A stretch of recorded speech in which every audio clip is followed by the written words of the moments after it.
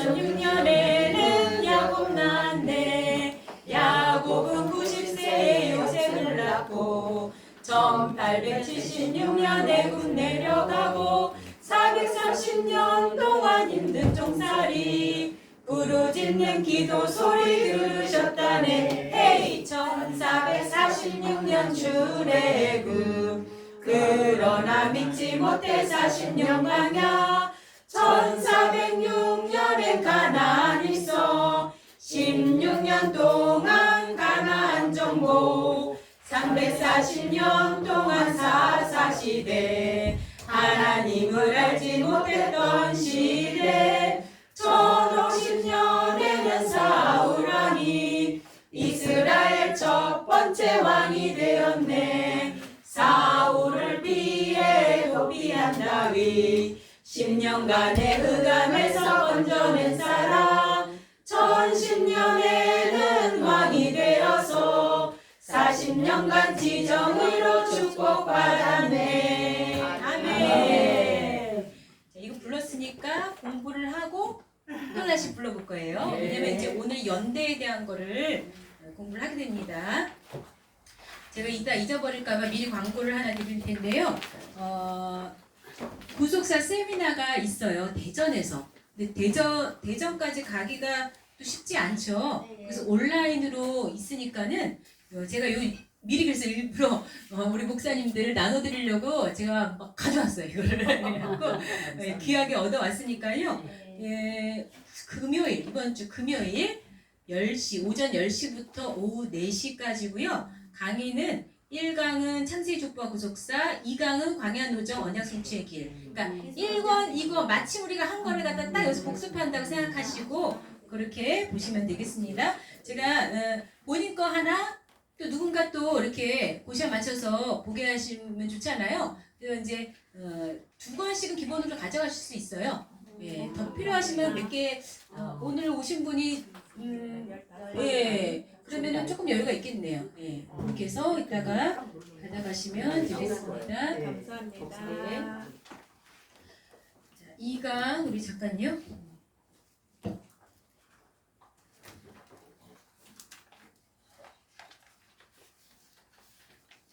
자, 우리가 이제 첫 번째 시간에는 우리가 언약의 개념과 또 하나님이 언약을 이 시대마다 어떻게 주셨는가 하는 것을 살펴봤습니다.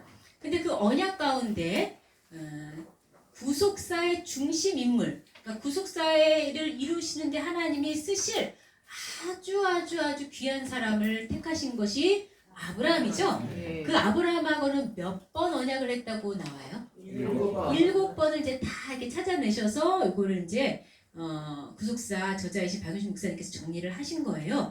근데 그 7번의 언약의 내용은 결국 다 동일해요.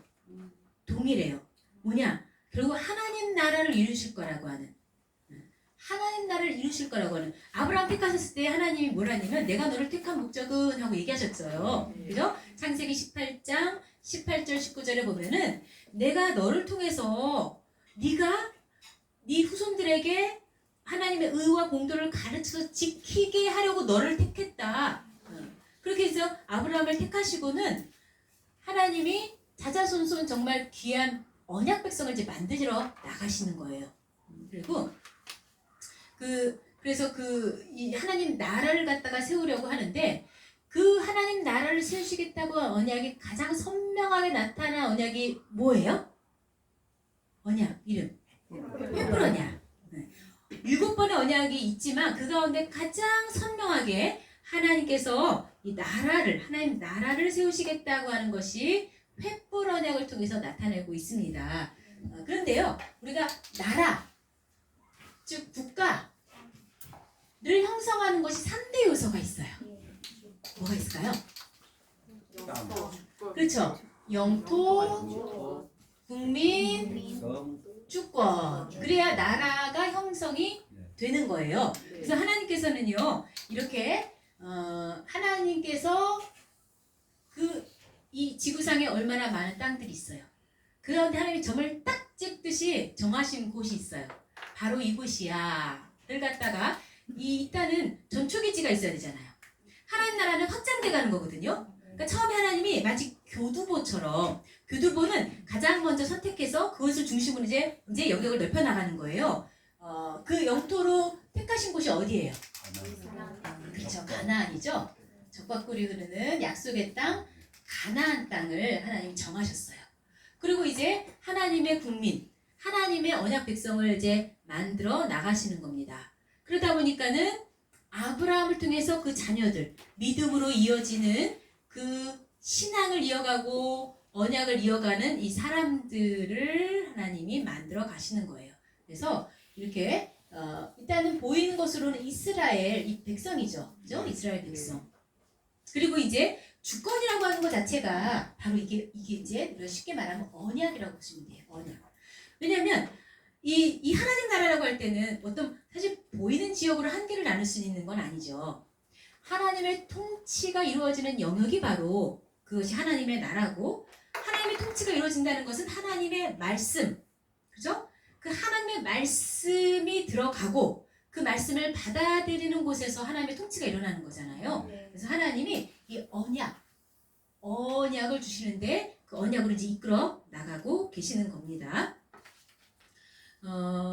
아까 얘기 안 했지만요. 언약. 혹시 언약을 한자로 쓸 수가 있을까요? 언약이라고 쓸 때는요. 말씀 언자를 쓰죠.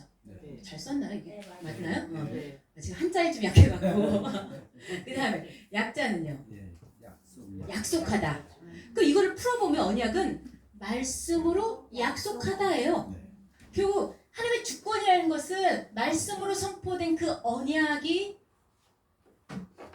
이끌어가고 있는 겁니다. 그래서 이렇게 하나님의 나라를 위해서 영토, 국민, 주권이 정확하게 이게 이루어져야 되기 때문에 지금 아브라함을 통해서 그거 하나하나를 약속을 하셨어요. 자, 한번 볼까요? 1번 횃불 언약의 목적 그래놓고서는 자, 세 가지 적어놨죠. 하나는 자손을 약속하셨어요. 자손. 그 다음에 뭘 약속했어요?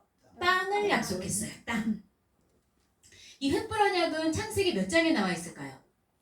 15장에 나와 있어요. 창세기 15장 아주 중요합니다. 창세기 15장 5절 보면은 하나님께서 이 아브라함에게요 하늘의 별들을 다 보여줘요. 이 별들 셀 수 있을까요?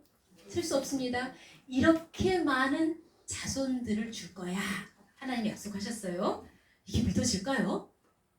근데 하나님도 이런 것 같아요. 우리도 너무 잘 잊잖아요. 잊어버리잖아요. 그러다 보니까는 모든 보이는 시청각 교재를 이용하셔요. 선명하게 보이죠. 이 깜깜한 하늘의 이 별들 이렇게 많이 주신다고 눈에 찍어놨어요. 그러니까는 하나님은 어떻게든 간에 그걸 반복하시지만 이렇게 눈에 보이는 것으로 더 선명하게 기억을 시키게 합니다. 우리 인간이 너무나 잘 잊어버리니까. 그렇죠? 자, 그 다음에 땅을 약속하셨어요. 이것은 이제 그러니까 자손이라고 할 때는 그 하나님의 구속 경륜을 담당할 경건한 사람들을 말하겠죠. 그 경건한 사람들을 선택하고 또 그들이 번성할 것을 약속한 것이고, 땅이라고 할 때는요, 누구에게 주어지냐, 이 땅이 경건한 자손들에게 주어지는 거예요. 경건한 자손들에게 가나안 땅이 주어질 것이다 라는 것을 7절에 말씀하고 있습니다. 또 그에게 이르시되 나는 이 땅을 내게 주어 업을 삼게 하려고 그랬습니다.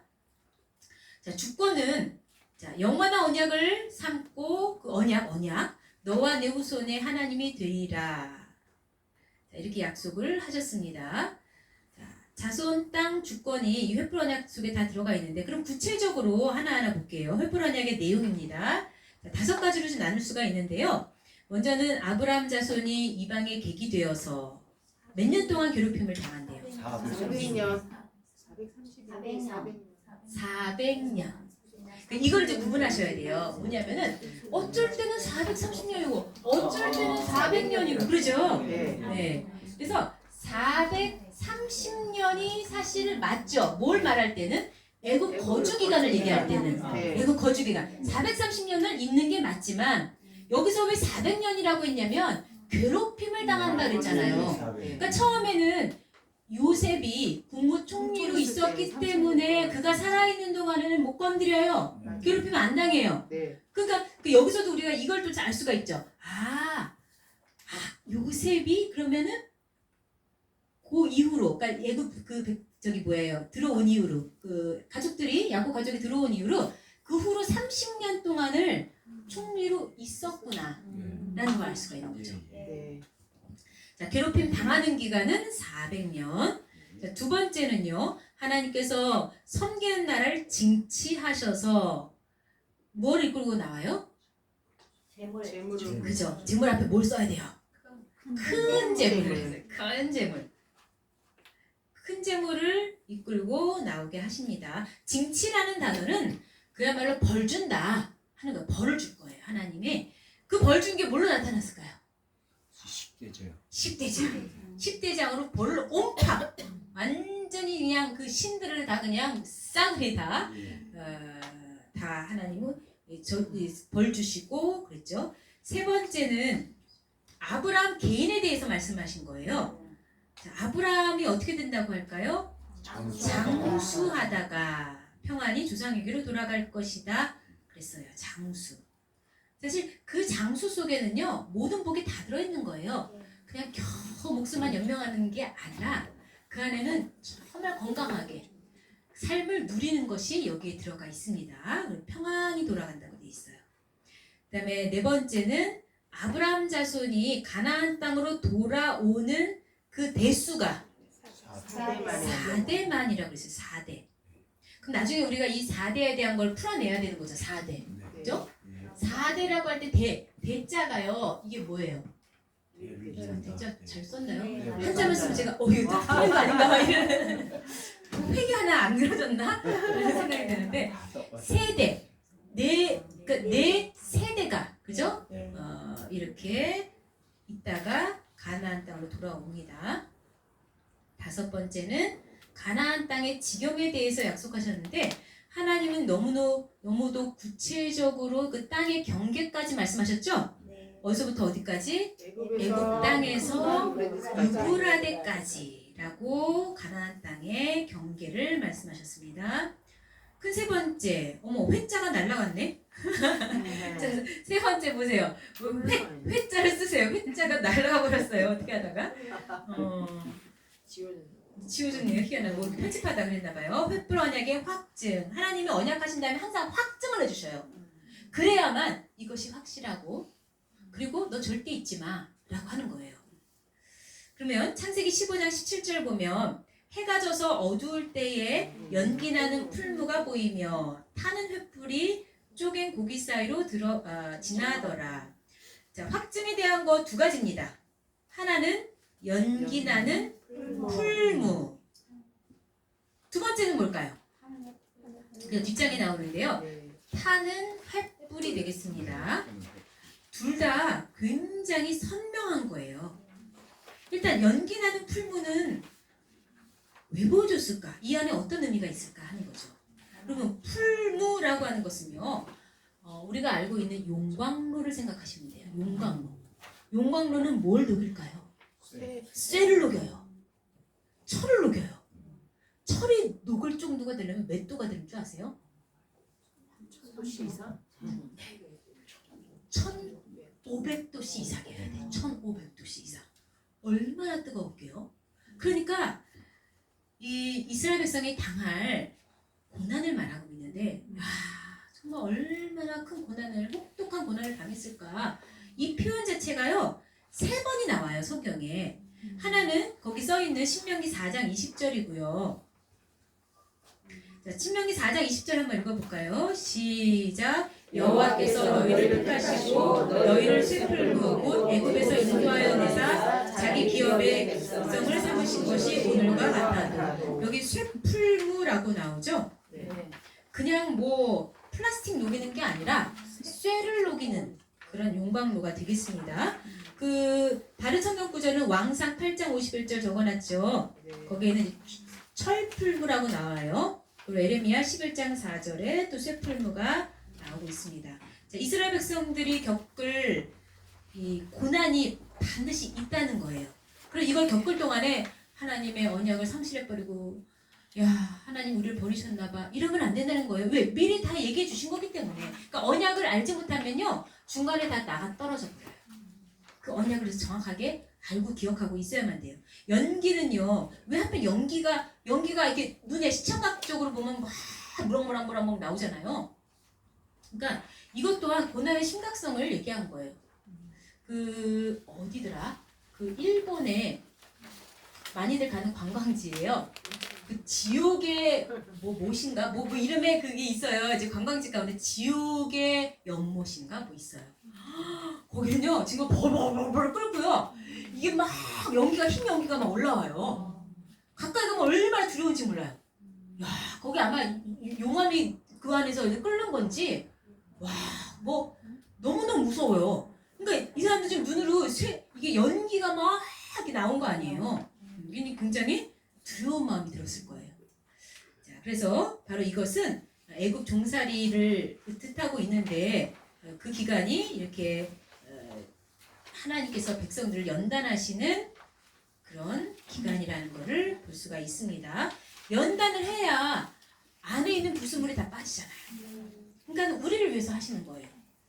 우리가 정결해지고 순결해져야 되잖아요. 하나님은 경건한 자손을 만들려고 하는 건데 니나 나나 다 섞여갖고 그냥 얘기하면 하나님 백성이라고 할 수가 없습니다. 그러니까 이건 하나님 백성 만들기 위한 필수 코스예요. 우리가 아무리 부정하고 싫어해도 하나님은 이 과정을 통해서 진짜 백성을 만들어 나가시는 거예요. 우리가 보통 때에는요 믿음이 있는지 없는지 몰라요. 내 자신도 몰라요. 내가 정말 믿음이 있나? 고난을 겪을 때 알아요. 내가 믿음이 없었구나. 그 고난을 통해서 다 나가 떨어지고 뭐 완전히 신실함이 사라지고 막 원망하고 불평이 나오잖아요. 하나님은 당신의 백성을 정말 아주 순결한 정금같이 나오게 하시려고 이러한 고난을 주신다는 것을 기억하시기 바랍니다. 자, 두 번째 확증의 표상이 뭐였을까요? 타는 횃불이라 그랬죠. 근데 횃불이라고 하는 것은 성경에서 뭘 의미하냐면 하나님이 나타나시는 거예요. 하나님의 현현이에요. 하나님의 임재예요. 그래서 하나님이 횃불로 이렇게 등장을 하시는 것을 자 이사야 10장 17절을 보시면 이스라엘의 빛은 불이요 그 거룩한 자는 불꽃이라 그랬죠. 이사야 62장 1절에도 나는 시온의 공의가 빛같이 예루살렘의 구원이 횃불같이 나타나도록 그랬어요. 자, 하나님께서 구원의 역사를 펼치시는데 횃불같이 나타난대요. 우리가 그렇잖아요. 지금 이 상황이 아브라함이 이것을 체험할 때가 어느 때예요? 깜깜한 때라 그랬어요. 깜깜한 때. 아까 우리 어디서 봤죠? 그 창세기 15장 17절을 읽었잖아요. 해가 져서 어두울 때라고 했으니까 이것과 이 어두운 깜깜함과 대조적으로 선명한 불이 붉게 타오르고 있어요. 그러니 이게 얼마나 여기에 각인이 되겠어요. 그러니까 아브라함은 그것을 계속 기억하고 있었을 거예요. 하나님의 언약의 확실성을 지금 보여주고 있습니다. 그런데 이 탄회불이 어떻게 등장하냐면은 아까 우리 이제 계약을 맺을 때 이 근동 지방에서는요 재물을 어떻게 해요? 쪼개요. 자, 여기 재물이 있어요. 재물을 쪼갰어요. 자, 쪼갰어요. 그래서 그 사이로 누가 지나가야 되는 거예요, 원래? 당사자.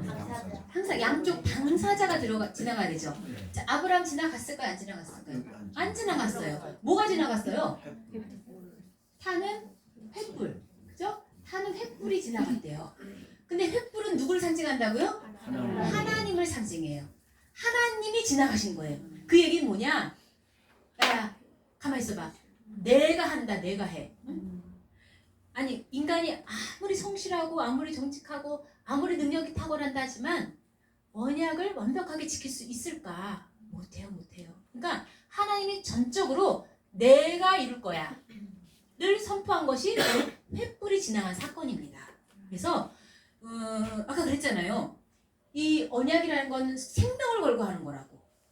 그러니까 하나님은 온 영원한 생명을 걸고 하신 거예요. 내가 반드시 이것을 이루겠다라고 하는 징표가 바로 타는 횃불이 지나간 것이죠. 자, 거기 설명이 써 있어요. 자, 네 번째. 또 회자가 날아가 버렸네요. 횃불 언약의 체결 시기. 자, 체결 시기가 아브라함 몇 살일까요? 이건 자꾸 반복해서 그냥 아예 외워줄 정도 돼야 돼요. 아브라함 84세. 아브라함 84세 횃불 언약 그렇잖아요. 네. 아브라함 84세가 횃불 언약을 체결했을 때인데요. 그럼 이제 그걸 계산을 해내야 되잖아요. 그러면은 앞뒤로 사건을 좀 알아봐야 되겠죠. 앞뒤로 사건을. 즉 아브라함이 84세면 요거가 지금 15장 창세기 15장에 나오죠. 그러면 요 나이가 그냥 성경에 기록되지 않았어요. 84세라고 나오지 않은데 이거를 구속사의 저자이신 박윤희 목사님께서는 이걸 성경을 아주 세밀하게 살펴보시고 요거를 이제 계산해 내신 거예요. 그러면 이제 보통은 창세기 14장과의 연관관계 속에서 요거를 해야 되는 거거든요. 근데 창세기 14장은 이것은 이제 롯이 동방의 4개국 연합군에 의해서 붙잡혀가 갖고 이제 아브라함이 318명 데리고서는 냅다 쫓아가 갖고는 어떻게 해요? 구해내온 거잖아요. 그 사건이 들어있어요. 그래서 성경을 한번 잠깐 볼게요. 15장으로 연결될 때 창세기 15장의 처음을 보면 이렇게 시작을 하죠. 이후에 그렇죠? 네. 여호와의 말씀이 이상 중에 아브라함에게 임하여 가라사대 아브라함아 두려워 말라. 왜 두려워하고 있었을까요? 또 전쟁이 일어나. 그렇지 전쟁. 지금 318명 말도 안 되죠. 이건 계란을 바위치기지 이런 건 있을 수가 없는 일인데 정말 기적적으로 318명 데리고 4개국 연합군 얼마나 얘네들이 강력한데요. 얘네를 쳐부수고서는 롯이랑 재산이랑 탈취물 다 뺏어갖고 왔는데 그렇지만은 어떤 마음이 들까요? 아브라함은 얘네들이 또 와갖고 또 우리 잡아가고 우리 못 살게 하고 우리 공격하면 어떡하지라는 마음이 들지 않겠습니까? 그러니까 지금 이후에라는 것은 앞의 사건하고 바로 연결이 되는 거예요. 그래서 앞의 우리가 보통 문법적으로 볼 때는 와우 계속법이라는 것은요. 와우라고 하는 단어가 들어가면요. 이거는 연속적인 이어지는 사건이에요. 그래서 이 보통 신학자들이 14장을 84세로 보거든요. 연결해서 바로 이어졌기 때문에 같은 해로 보는 거예요. 같은 해로. 자, 그리고 또 하나 이걸 뒷받침해 줄 수 있는 게 뭐냐면은 85세, 86세의 사건이 나와요.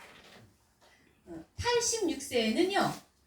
누구를 낳았냐면 이스마엘을 낳았다고 돼 있어요. 그럼 이스마엘 86세에 낳았다면은 요 85세에는 하갈을 취한 거예요. 하갈 취하고 1년 있다가 이스마엘을 낳은 거예요. 그래서 요거가 지금 이 뒤에 사건으로 나오기 때문에 그러면 요 15장 사건은 요 바로 전일 것이다 라는 것을 논리적으로 알 수가 있습니다. 자, 한번 보겠습니다. 우리 창세기 16장 16절. 그러니까 무슨 얘기냐면은 창세기 14장 그리고 15장 16절을 연거푸 우리가 연결해서 생각해 봐야 된다는 거예요. 이 나이를 구하기 위해서는. 그냥 나오는 게 절대 아닙니다. 그래서 이제 이 16장에 요 사건이 지금 나오고 있는 거죠. 자, 16장 16절 볼까요? 하갈이 아브라함에게 이스마엘을 낳을 때에 아브라함이 86세이었더라. 이스마엘을 낳을 때가 86세니까 이제 그 하갈을 취한 것이 85세라고 하는 거. 자, 그러면 아브라함 나이 84세를 또 이제 이걸 계산이 나올 수 있는 것은 뭐냐면은 창세기 12장 4절이에요. 자, 여기 제가 지금 성경 구조를 참고로 자, 자, 순서대로 이제 여기 교환 순서대로 보는 게 제일 편하겠네요. 자, 일단 아브라함이 가나안에 들어온 거는 몇 살이라고 돼 있어요? 75세라고 돼 있죠. 네. 자, 아브라함이 가나안 들어온 것이 15세. 75세다. 그러면 보세요. 성경은 이런 나이들이 괜히 나오지 않습니다. 다 계산해내는 거예요. 굉장히 중요합니다. 사건의 연속성에서도 필요하고, 그리고요, 이거 지금 언약을 밝히는 거잖아요.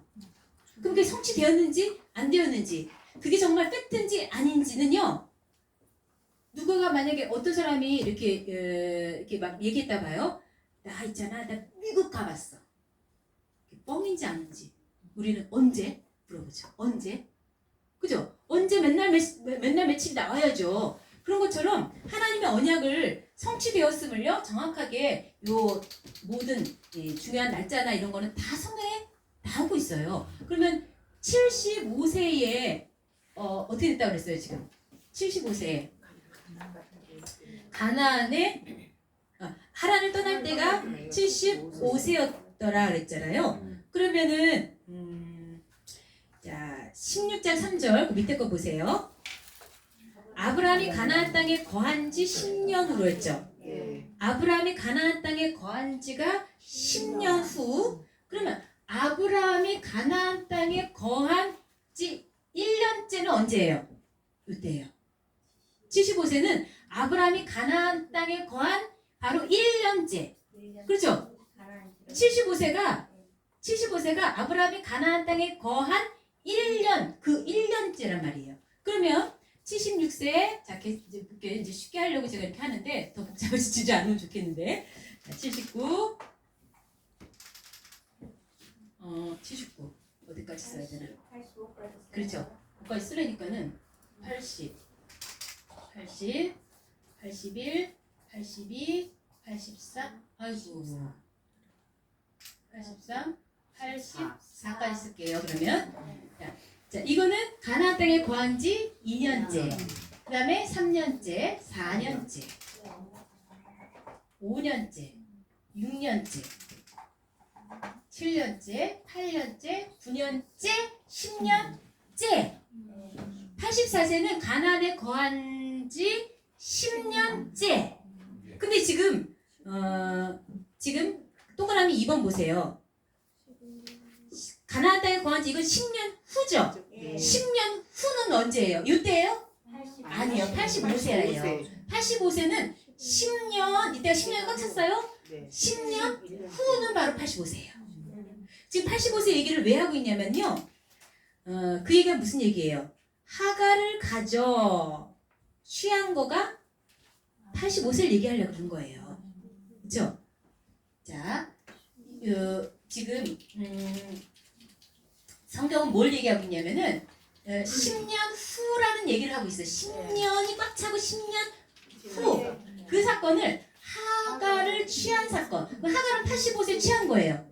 그러니까 그 다음에는 이스마엘을 낳았죠. 몇 살에 낳았다 그랬어요? 86세에 낳았죠.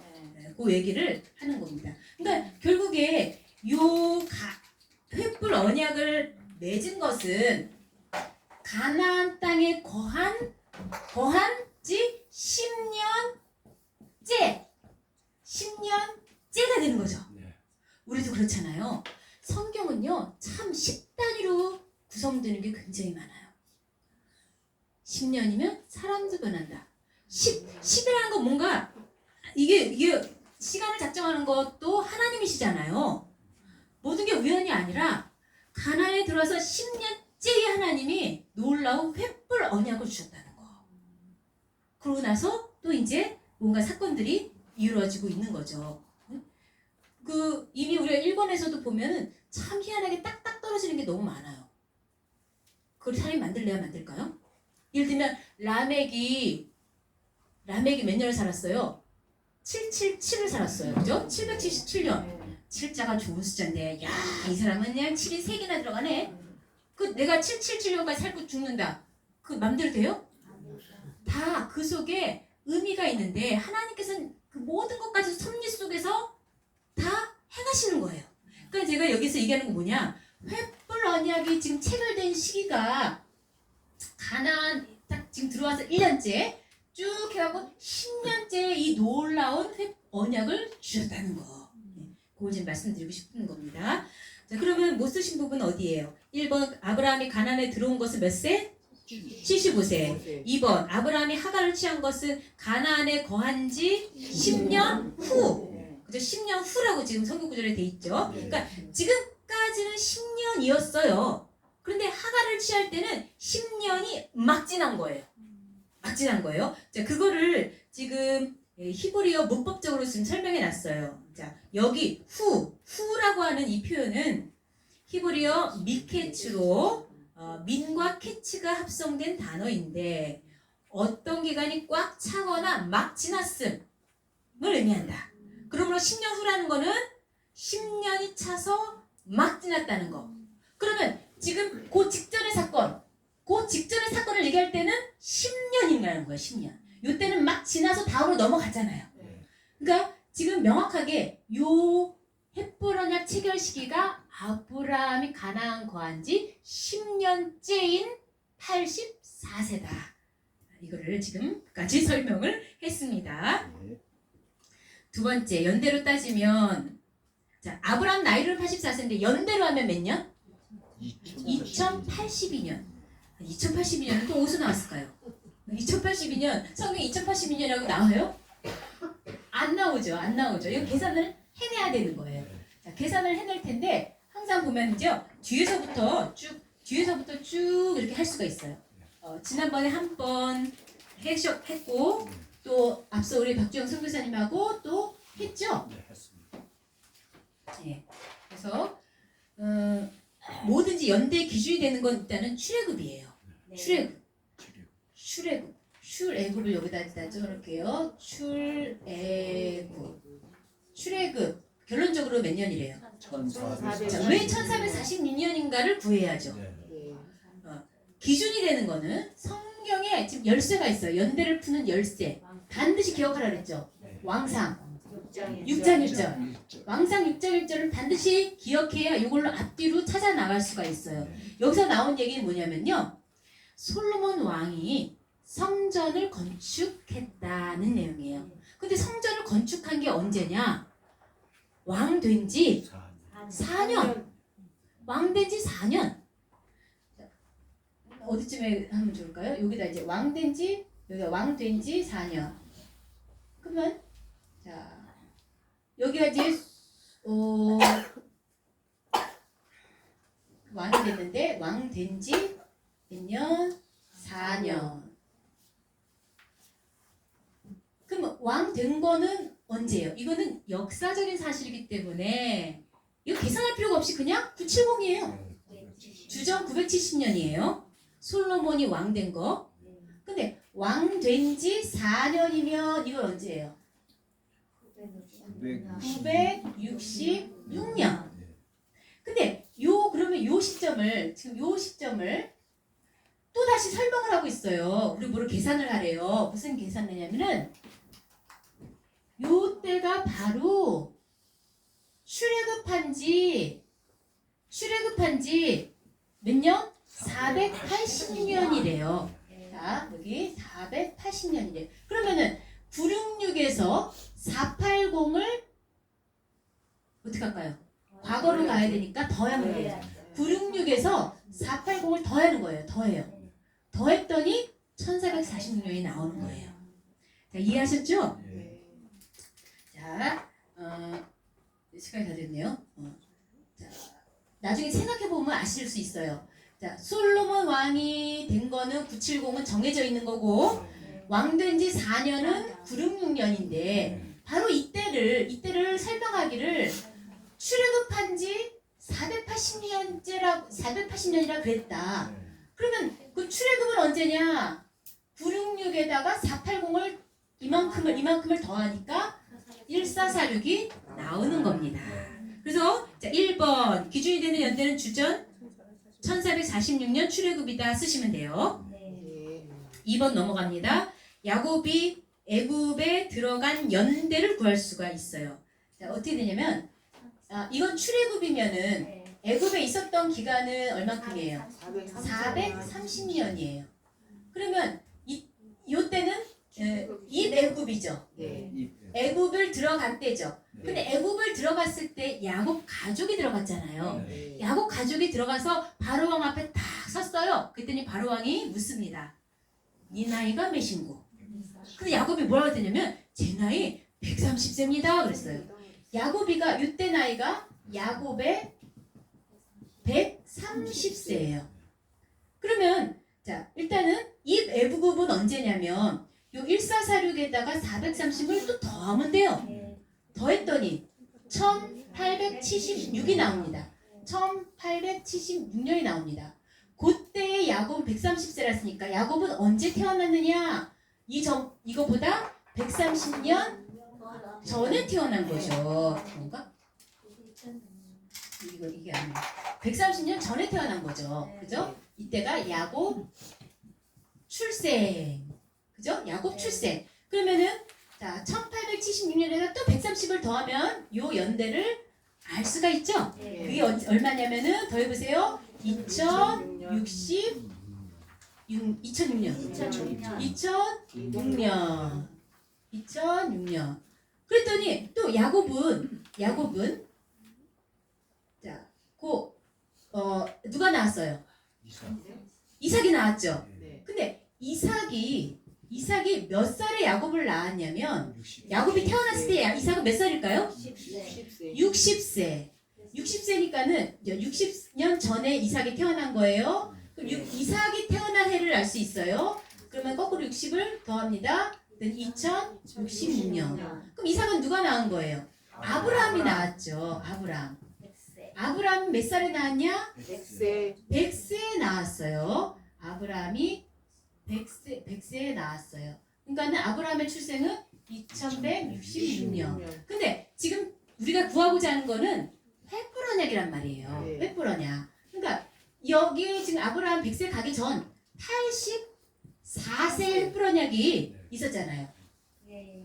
84세 횃불언약이 있었죠? 네. 그러니까 이렇게 넣어야 되죠. 2166에서 84를 빼도 되고 아니면 2066에서 80 아니 이제 여기 또 거꾸로 또 해야 돼. 그럼 이거 16을 더하든지 그죠? 16을 더하든지 이렇게 해볼까요? 여기서 이거를 빼면 이만큼 84세까지 가려면은 이게 2082년이다.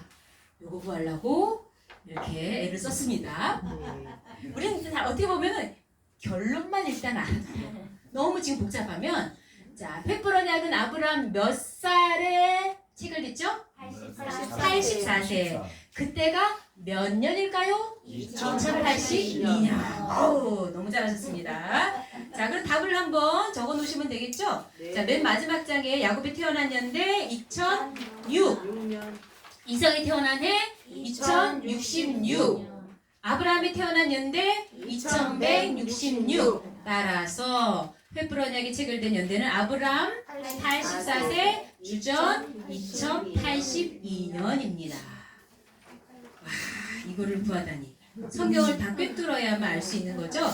그거를 이렇게 표로 해놨는데 너무 글씨가 작아요. 돋보기 보고 보셔야 돼요. 한번 이거를 연습 삼아서 종이에다가 한번 이렇게 한번 계산을 해보시고 실제로 해보셔야 돼요. 그래야 다른 사람도 가르쳐줄 수가 있습니다. 자, 기도하고 마칠게요. 하나님 감사합니다. 오늘도 살아계신 하나님 아버지께서 우리의 삶에 간섭하시어서 이렇게 생명의 길로 우리를 이끌어 주시옵시고 하나님의 말씀으로 우리를 인쳐 주시니 감사합니다. 네. 이 구속사 말씀이 우리 영혼을 깨어나게 하시고 잊어버렸던 하나님과의 언약을 기억내게 하여 주시옵소서. 네. 하나님의 언약을 붙들고 있을 때 하나님께서 책임져 주시고 천국 가는 그날까지 우리를 아버지의 놀라우신 은혜로 채워줄 줄로 믿습니다. 아멘. 우리 모든 목회자들 이 생명줄인 언약을 붙들게 하여 주시옵시고 언약을 통해서 하나님이 놀라운 역사를 하시는 것을 체험하게 하여 주시옵소서. 아멘. 이렇게 하늘빛 교회 또 우리 예인 목사님 모든 준비를 또 할 수 있도록 은혜 주시니 감사합니다. 또 여기 모이신 우리 모든 목회자분들 이제 영적인 싸움터에서 이 말씀으로 승리하게 하여 주시옵시고 날마다 하나님의 도우심을 체험하게 하여 주시옵소서. 감사하며 예수님의 이름으로 기도 올려옵나이다. 아멘.